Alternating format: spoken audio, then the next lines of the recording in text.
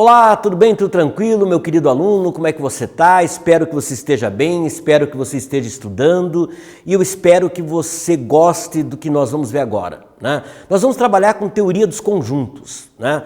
Veja a importância que é conhecer toda essa teoria que envolve a análise de conjuntos, né? Sempre quando a gente trabalha, por exemplo, com uma análise de uma situação onde a gente vai trabalhar com grupos distintos ou numa pesquisa, por exemplo, né?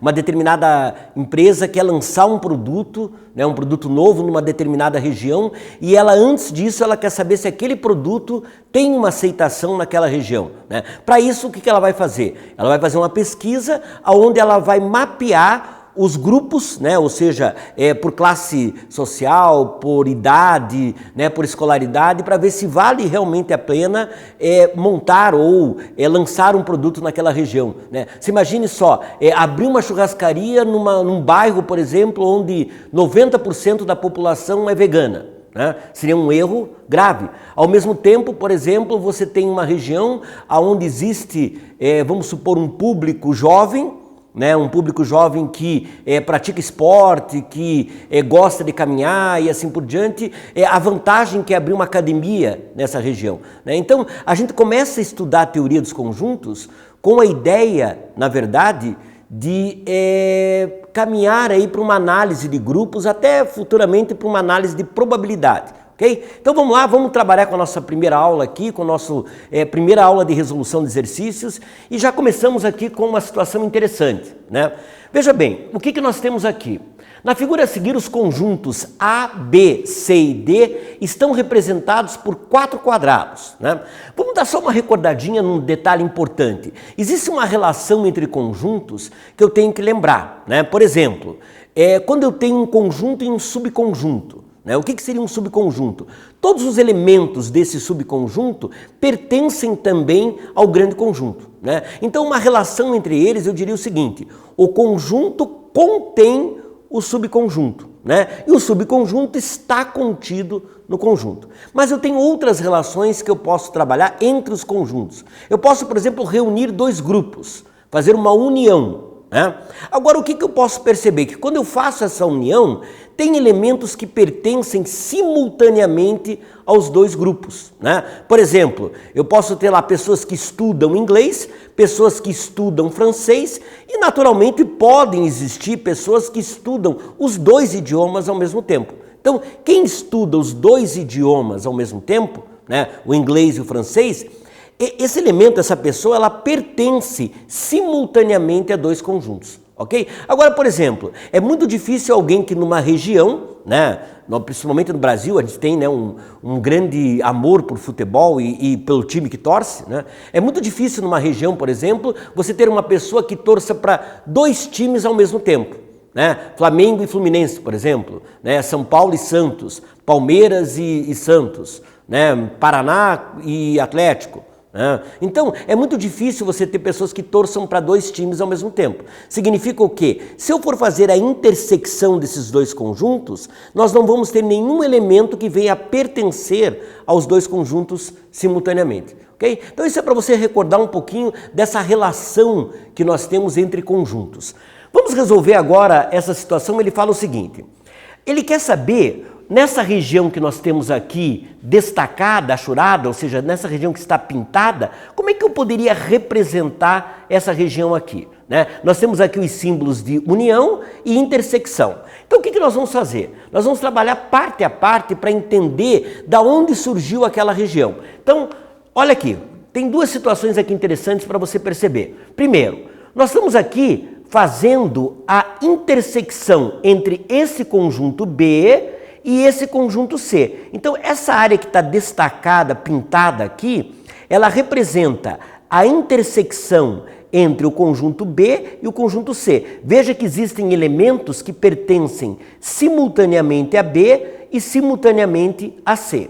Agora, o que eu vou fazer? Eu vou trabalhar com uma região externa, né, que seria essa região aqui, ó. Nessa região aqui, ó, nós temos o conjunto A, que seria esse conjunto aqui, e o conjunto D. Veja que não existem elementos que pertençam simultaneamente a A nem a D. Aí, o que eu vou fazer? Se eu pegar essa região aqui B intersecção C, né? E retirar essas duas regiões, eu estou retirando, na verdade, essa região aqui e essa região aqui. Aí eu fico só com a região destacada. Então, na verdade, para eu ter aquela região destacada, né, que o problema sugere aqui, eu vou ter o quê? B intersecção C menos tirando a união D. Então, a nossa resposta aí seria B intersecção C menos a região do A união D. No caso, letra C. Ok? Então é interessante você fazer o seguinte, perceber que o desenho é um grande auxiliar para que a gente possa perceber como os conjuntos se comportam. Por isso que os diagramas, quando nós desenhamos os diagramas, favorece muito a análise e a visualização do que eu estou trabalhando. Beleza? Então vamos agora para uma segunda situação. Agora eu tenho um conjunto representado por um intervalo. Olha o que eu estou dizendo aqui. Conjunto A, os elementos pertencem aos reais, né? Significa que esses elementos ele pode ser um natural, pode ser um número inteiro, pode ser um racional, pode ser um irracional, né? Então ele pertence ao universo, a esse grande universo que são os números reais. Então ele fala assim, vamos ver a condição de existência para o conjunto A. X pertence a R tal que x seja maior ou igual a menos 5 e menor que 8. Ou seja, o x pode ser 5, ele é maior ou igual, a menos 5 e é menor que 8. Ou seja, ele não pode ser 8. Ele pode chegar muito perto de 8, 7,999, mas não pode ser 8. Agora, o nosso conjunto B, ele já tem uma outra relação aqui. O x é maior que menos 1, então ele não assume o valor de menos 1, e ele é menor que menos 4. Beleza? Agora o que eu quero fazer? Eu quero fazer A menos B. Do conjunto A eu quero tirar os elementos que pertencem a B. Olha, aqui nós vamos usar uma outra técnica, né? O importante dessa aula é a gente trabalhar com técnicas diferentes para que você possa realmente levar isso, né, para a resolução dos seus problemas aí em casa, no material didático, né, quando você estiver estudando esse assunto importante. Né? Nesse caso, quando eu trabalho com intervalos, eu vou trabalhar numa reta orientada, ou seja, eu tenho aqui a seguinte situação. Vamos lá. Quem seria o conjunto A? Eu tenho um intervalo fechado em menos 5. Lembre-se que no intervalo fechado eu vou pintar a bolinha aqui, né? Eu estou dizendo que o menos 5 pertence a esse conjunto e eu tenho um intervalo aberto em 8. O que eu estou dizendo? Estou dizendo que eu não posso, eu chego muito perto de 8, mas o 8 não pertence a esse conjunto. O 8 não pertence ao conjunto A. O conjunto B, ele é aberto em menos 1 e fechado em 4. Né? Então, o menos 1 não pertence e o 4 pertence. Agora veja uma coisa, se eu tirar do A, que é todo esse intervalo aqui, né? O A viria do menos 5 ao 8. Se eu tirar o B, veja uma coisa, eu estou tirando do menos 1 ao 4. Só que preste atenção num detalhe. O menos 1, ele não pertence a B, ele pertence a A, porque ele está naquele intervalo de menos 5 até 8. Então o menos 1 permanece. Agora um detalhe importante, o 4, ele pertence a B, o intervalo é fechado aqui. Então se eu tirar o B, eu tenho que tirar o 4. Então na verdade, como é que ficou a minha resposta aqui? A alternativa correta é a letra C, porque na verdade eu tenho esse intervalo fechado, então o x é maior ou igual a menos 5 e menor ou igual a menos 1. Eu posso representar isso utilizando essa nomenclatura aqui. Né? Lembre que quando eu uso parênteses aqui, eu estou dizendo que menos 5 até 1, eu estou dizendo que o intervalo é aberto, ou seja, não inclui o menos 5 e não inclui 1. Agora, quando eu uso o colchete, o que eu estou dizendo? Eu estou dizendo que inclui o menos 5 e inclui 1. Beleza? Então eu tenho essa região aqui, que é uma região que representa os elementos dessa subtração, A menos B, e eu tenho essa região para cá. Como são regiões distintas, onde eu não tenho elementos que pertençam simultaneamente aos dois, o que eu vou fazer? Eu vou representar por uma união, ou seja, eu vou unir os elementos que estão nesse intervalo aqui com os elementos que estão nesse intervalo aqui. Por isso que a nossa resposta é a letra C. Ok, meu querido? Prestou bem atenção?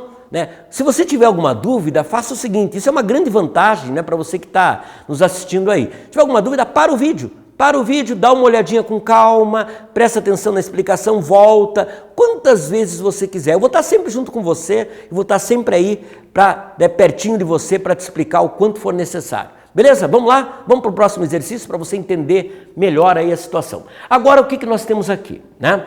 Nós temos agora um conjunto que está citando os elementos que pertencem a esse conjunto. Então, por exemplo, o conjunto A são alunos com mais de 18 anos. Significa o quê? São alunos que têm de 18 para frente, né?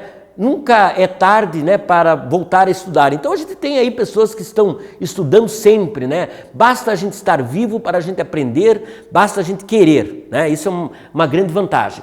Agora, o conjunto B são alunos com mais de 25. Olha que interessante. Alunos com mais de 25 também estão aqui, né? Porque se você tem alunos com mais de 18, significa o quê? Para pertencer a esse conjunto, eu tenho que ter pelo menos 18 anos. Para pertencer a esse conjunto, eu tenho que ter pelo menos 25.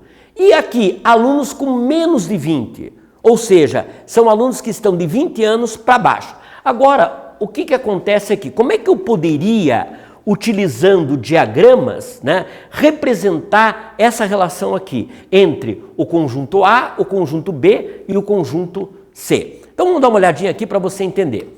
Fiz um desenho aqui para você perceber. Olha aqui, ó. Eu tenho aqui o conjunto A, né? Ou seja, o conjunto A são alunos com mais de 18 anos. Aí você concorda comigo que quem tem mais do que 25 também está aqui. Significa o quê? Todos os elementos que estão nesse conjunto também estão aqui.